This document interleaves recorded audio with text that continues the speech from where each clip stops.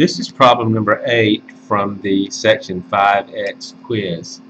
It says find the payment necessary to amortize the loan. The loan is for $9,900 at 12% compounded monthly and 48 monthly payments. Now, as you know, anytime you're dealing with loan payments, trying to figure out a payment, it's going to be the present value formula.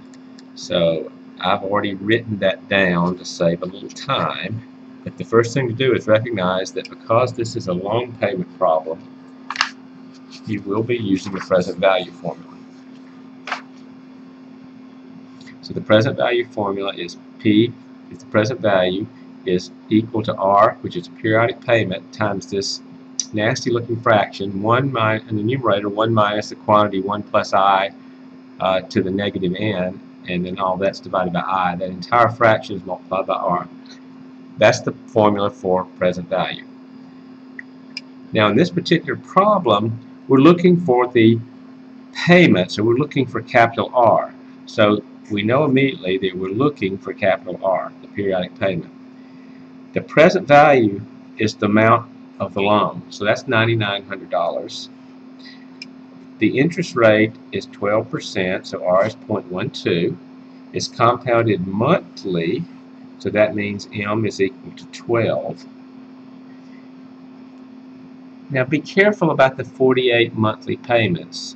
In many of the problems, they tell you how many years the loan is for, the term of the loan, and another name for that time period. But here they're telling you it's 48 months. Now there are two ways you can deal with this. First of all, the time needs to be in years. You could say, well, if it's 48 months, 12 goes into 48 4 times, so that must be 4 years. So if you recognize that 48 months is 4 years,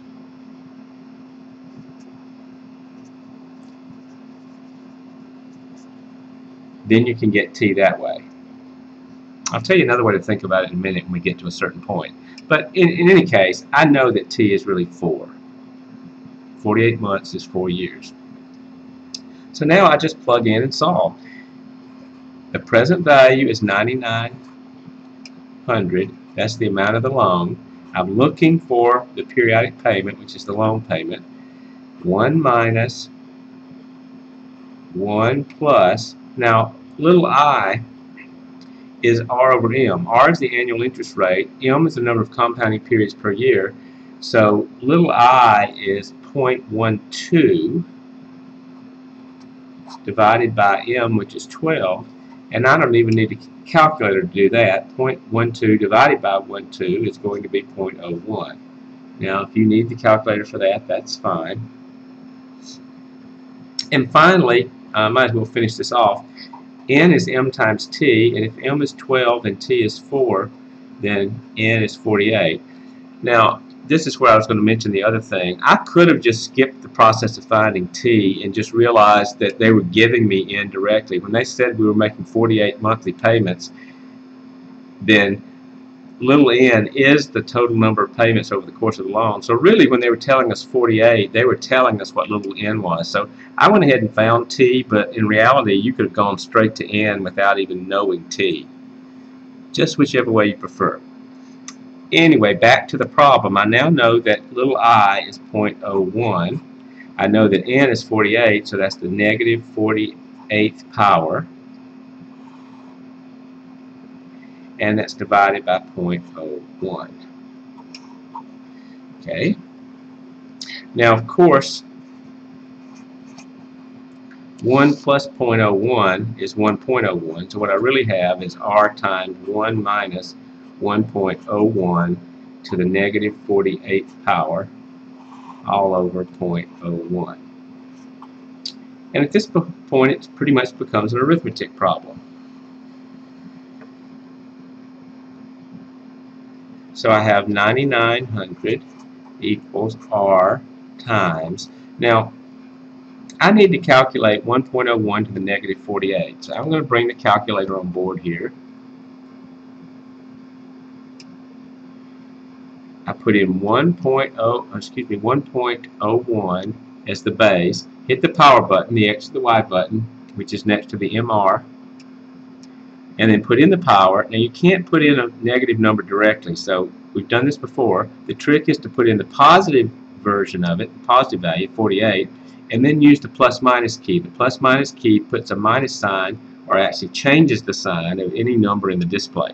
So now I have a negative 48 in there, which is what I wanted, and I hit equal, and that gives me the value.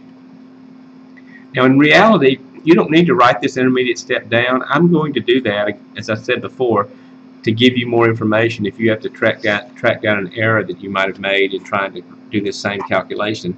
But in reality, if you were doing this problem on your own, you'd probably just leave the number in the calculator and not bother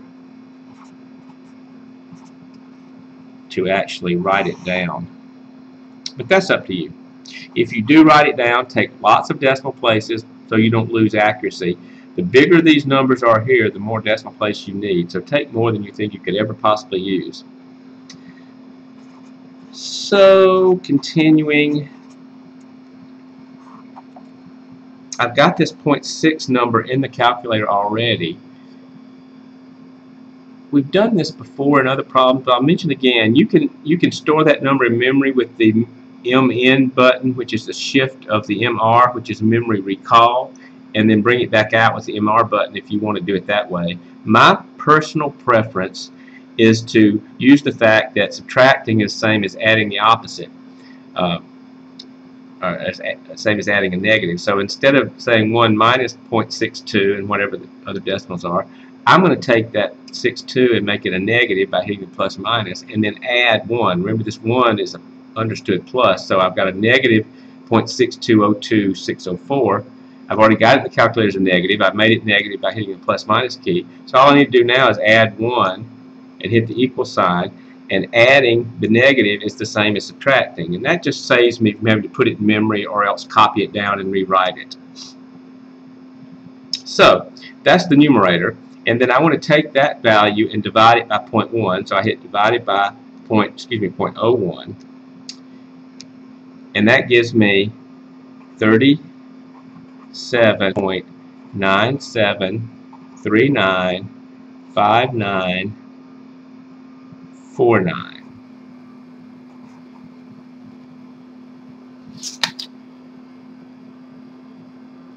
So to solve for the payment, I just need to divide both sides by that 37.97 number. So I get 990 divided by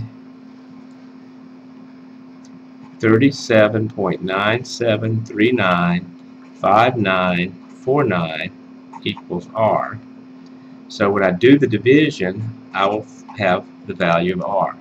Now, as I've said before, there's not just one way to do this correctly. You can take this 37.97395949 and do the shift and hit the memory in, and that'll save that number, and then you can put in 9900 divided by, and then you do MR to bring the number back out, and you hit equal.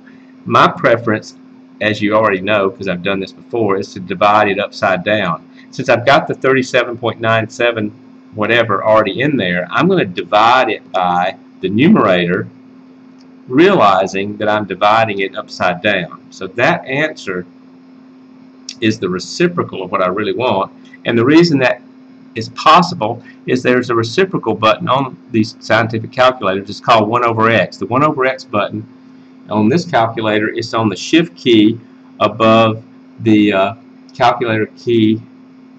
That's the third from the right, MR, and then the power button, and then it's the shifted version of this next key. So if I do shift 1 over x, that flips the fraction back right side up, and it's just my preference. You do not have to do it that way. Oops. And that rounds off to 70 cents. So the payment on that loan would be $260.70.